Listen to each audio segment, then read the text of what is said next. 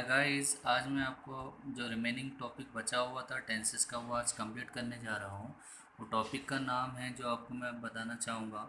So topic name is past perfect tense. So already मैंने आपको बता चुका हूँ कि प्रेजेंट टेंस के चारों 4 टाइप्स क्या होते हैं और चार ही टाइप्स मैंने आपको एक्सप्लेन कर चुका हूँ। As well as past tense के भी 2 पार्ट्स कंप्लीट कर चुका था जो सब टाइप्स को कहा जाता है, जैसे कि simple past tense and past continuous tense. Now I am going to explain the all remaining subtypes of the tenses as follow like this. Past perfect tense is a third subtype of the past tense. In the past perfect tense मैं आपको आज past perfect tense का formula, उसका example और उसके कुछ मैंने खुद से एग्जाम्पल्स बनाए हैं वो आपको बताता हूँ। जैसे कि past perfect tense. In the past perfect tense, the formula is there: subject plus had plus V3 plus object. Subject जैसे कि ऑलरेडी आप सभी को पता है, सब्जेक्ट्स मैंने आपको बता चुका हूँ। I, you, we, they, he, she, it, singular noun and plural noun, ये क्या थे? सब्जेक्ट्स।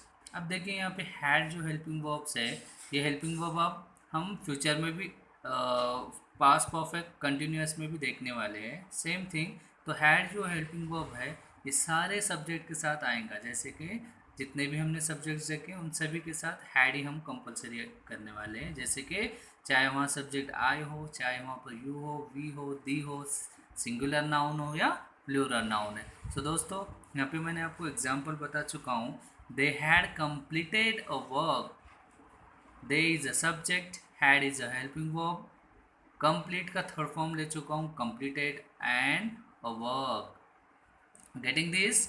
ओके, सो नोट दिया हूँ मैंने वहाँ पे। सो नोटिस दिया had only use with I, you, we, they, he, she, it, singular noun है, प्लूरल नाउन। तो यहाँ पर ऐसा हम जैसे देखे कि प्रेजेंट कंटिन्यूस में मैंने आपको बताया था I, you, we, they, he, she, it के साथ आई के साथ एम लेते हैं, he, she, it singular noun के साथ ही लेते हैं, और यू, वी, दे के साथ आर लेते हैं। और इसी तरह से यहाँ पे हैड जो है ये सभी के साथ कंपलसरी आने वाला है।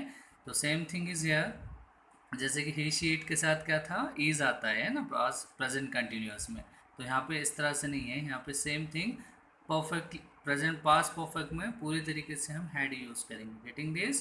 सो this is the past perfect tense. The formula is there: subject plus had plus वी3 प्लस ऑब्जेक्ट। चलो मैं आपको एग्जाम्पल्स बताने जा रहा हूँ कि एक्चुअल में एग्जाम्पल्स किस तरह से होते हैं। The examples of past perfect tense. Past P dot T means perfect tense. Okay.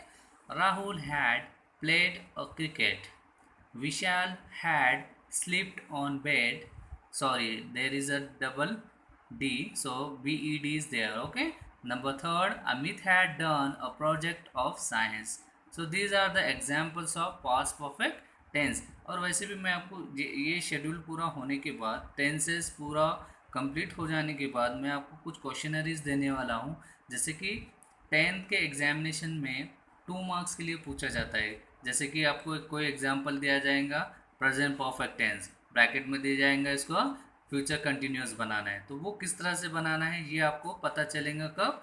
जब आप ये पूरे फॉर्मूलाज को अच्छे से लर्न करोगे, मगअप करोगे और उसको सॉल्व करोगे, then you will get proper answers from this formulas and examples. Getting this? The same thing is here. Amit had done a project of science. So this is the examples of past perfect tense. Now the next topic is there, means past tense का भी remaining last point था हमारा सब type past perfect continuous tense. Getting this? In the past perfect continuous tense, the same thing is here. Formula हमारे पास है, क्या है? Subject plus had plus, सिर्फ यहाँ पे एक लिटिल बिट चेंजेस है, यहाँ पे हमको बीन ऐड करना है। जैसे कि हमने प्रेजेंट परफेक्ट कंटिन्यूस टेंस में बीन देखा है, यहाँ पर भी सेम बीन ही होगा। यहाँ पर आपको देखना है subject plus had plus been plus V1 plus ING plus an object. देखिए अब ये V1 प्लस ING हम इसको एज अ कंसिडर V4 भी कर सकते हैं, because V4 is a simple way. But मैंने यहाँ पे एक डीपली आपको बताया हूँ कि V1 प्लस ING, आपको ये भी पता होना चाहिए कि V4 V1 प्लस ING को ही कहा जाता है। ठीक है, तो same thing subject plus had plus been plus V1 plus ING plus an object. The example is there: Rahul had been playing a cricket. ठीक है, तो सेम थिंग मैंने प्रेजेंट टेंस के अंदर जो लास्ट पॉइंट था past present perfect continuous tense, उसमें since and for कैसे यूज़ करते हैं वो मैंने आपको बता चुका हूँ। तो यहाँ पर आपको उस चीज़ बताने की ज़रूरत नहीं है। आप मेरा प्रीवियस वीडियो आप वो लिंक पर क्लिक कर कर उसको पढ़ सकते हैं। Rahul had been playing a cricket. So following is the examples are like this. Formula is here. Following are the examples. जैसे कि Rahul had been playing a cricket, Vishal had been playing, Vishal had been sleeping on bed. So same thing is here, double D is not, only D is there, bed, bed. Vishal had been sleeping on bed.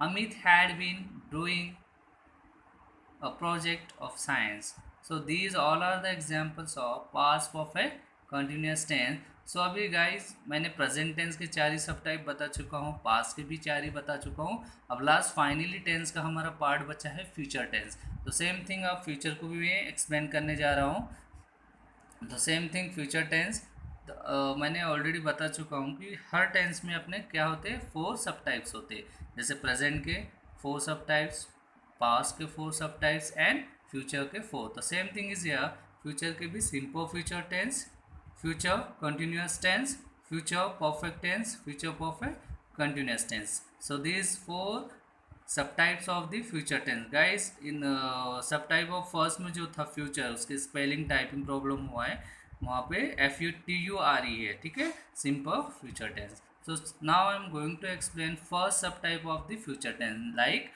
simple future tense. The simple future tense, same thing, formula subject plus will oblique shall plus V1 plus object. So it is very simple. अब will और shall ये जो helping verb है, आप चाहे will use करो, अब चाहे शेल यूज़ करो। विल शेल के भी क्या होते हैं, हेल्पिंग वर्ब से कुछ रूल्स होते हैं। कहीं आपको पोलाइट बात करना है तो आप शेल यूज़ करोगे, है ना, और कहीं आपको डेयरिंग से बात करना है तो विल यूज़ करोगे। तो लाइक दिस वो same this helping verb is use as you want, you can use it. ठीक है, like Amit shall goes to school, Amit shall go to school, Roshan will make a project. यहाँ पे कुछ फर्क नहीं है, आप शैल विल आप यूज़ कर सकते हो। तो सेम थिंग यहाँ पे नोट दे चुका हूँ मैंने, विल और शैल यूज़ विद ऑल सब्जेक्ट। आप विल और शैल हर सब्जेक्ट के साथ यूज़ कर सकते हैं, जैसे कि I you we they he she it and singular noun. Getting this? Okay fine. So next topic is, इसके मैंने कुछ एग्जाम्पल्स बना चुका हूँ सिंपल फ्यूचर टेंस के। सो लाइक दिस,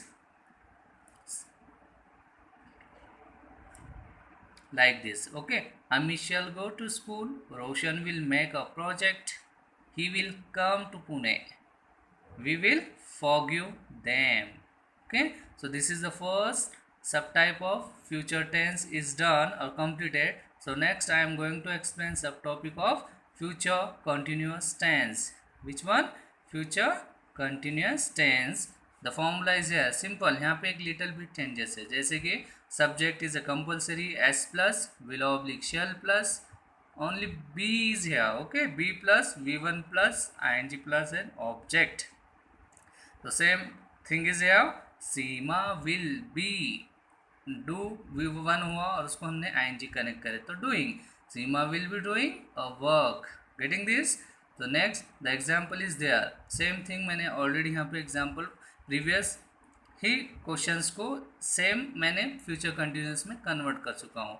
देखिए, Amit shall be going to school, Roshan will be making a project, he will be coming to Pune, we will be forgiving them.